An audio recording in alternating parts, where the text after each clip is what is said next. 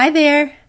Welcome to another episode of Ask This Bookkeeper Anything. My name is Veronica Fry, and I am the owner of True Resource Bookkeeping, where I help service-based business owners increase clarity and decrease stress around money. So today's question is, should I hire a bookkeeper or do it myself?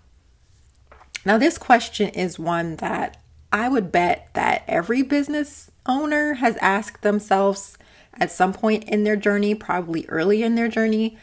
And I have a few thoughts to share with you that hopefully will help make your decision easier. So when can doing the books yourself work? So for most business owners that start off as just a sole proprietor, doing the books themselves probably makes the most sense. You have very few transactions, very simple things happening. That's when I would suggest that you could probably get away with doing the books yourself. Probably using something like a spreadsheet, somewhere you can track your income and expenses, making sure you have a separate bank account just for business transactions, and making sure you keep your receipts somewhere safe. Using this method, you'll likely make it throughout the year and it'll be helpful. It won't show you the full picture of your business though. So if you have any loans or any assets, things you own, you won't be able to track those in the spreadsheet in the same way.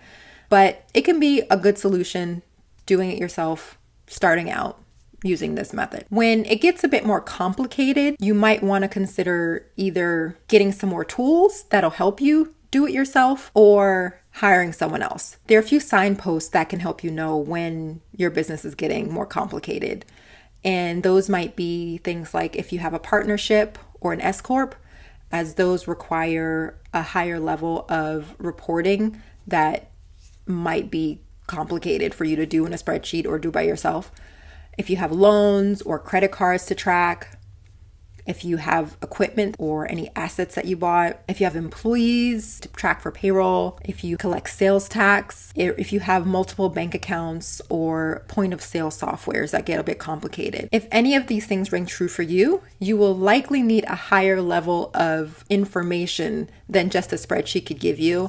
And that's when using some sort of bookkeeping software like QuickBooks Online or Xero will come into play and be really necessary. So if you want to continue on and do it yourself in this software, there are 3 things that I suggest so that you can make sure that you are not getting yourself into any trouble, because bookkeeping softwares, although they are advertised as being really simple and anyone can use, you can get yourself into a messy situation down the line if you don't really know what you're doing. So the ABCs to keep in mind if you want to do it yourself is A, accounting basics. Make sure that you understand the basics of accounting, which is the logic behind the software. As I mentioned in a prior video, bookkeeping is a part of accounting. So to be able to use the software as it was designed, you really need to understand just the minimum basics of accounting. And there's so many different ways you can learn that. There's books, there's YouTube channels, there's courses you can take, but it would really benefit you in the long run if you learn some accounting up front to help you use the software and keep your own books. B is for bank separation. Make sure that you have a separate bank account that is dedicated only to business transactions. This will help you to do your books, to understand what's happening, and help you not get into trouble of mixing your business and personal, especially when you have things at play like an S Corp. And then C, consistency. Make sure that you are updating your books regularly, that you're not waiting until the end of the year to do a whole year's worth at one time. It'll make things so much easier, so much simpler. You'll actually understand what you're doing because you will be doing it often.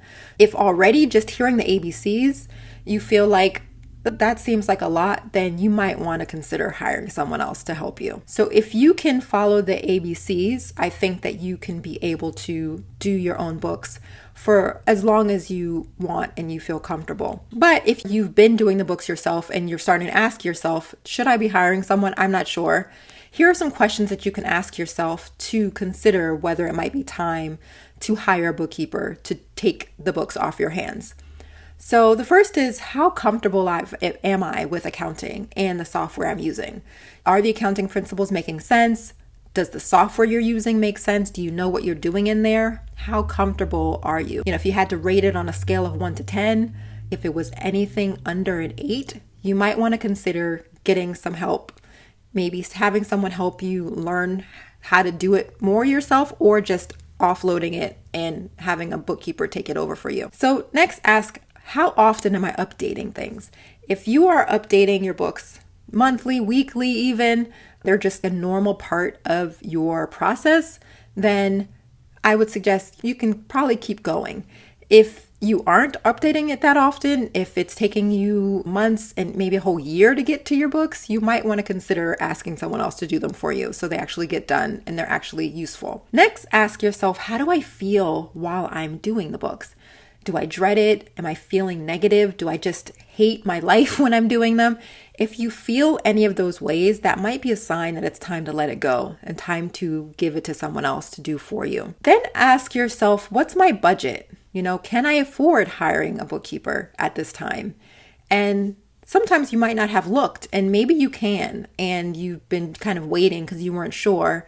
Bookkeeping obviously can vary in terms of how much the price is per person. I've heard somewhere, I don't know if this was probably not a study, but I've heard it could be 1% to 3% of revenue. That might be a figure. But if you can afford to spend a few $100s a month on someone to take the books off your hand, that might be a sign that it's time to pass it along to someone else to help you. And then finally, ask yourself, what would hiring someone free up for me? If you look at the time, the energy, the emotion that's going into doing your bookkeeping, think about what you would be doing instead if you weren't doing that. If you have passed it off to someone who was good and was actually taking care of it for you, what would that free up for you? What would you be able to do in your business? What would you be able to do in your life? How would it make you feel? If you feel like giving it away to someone else to handle for you would make you feel more at peace, more comfortable, more relaxed, that might be a sign that it's time to hand it off to someone else. And also, if you look at how much you make an hour and you consider how many hours you're dedicating to doing your own books, you might find that you could be spending more time doing more income generating activity and hand off your bookkeeping to someone else, and it would be a net positive. So those are questions I suggest that you ask yourself, and through your answers, you'll start to feel whether it's time to continue to do the books yourself, maybe get some help, or hire someone to do the bookkeeping for you. So if you do decide to hire someone else to do your bookkeeping, my next video actually is on how to find that person that's the right fit for you. So make sure that you check that video out. So that is all for today. Hopefully that answered your question about whether you should continue to do the books yourself or hire someone else to do them for you. If you have any more questions, feel free to submit them anonymously at the link below, and I will answer them in a future video. Thank you again for watching, and I will see you next time. Bye!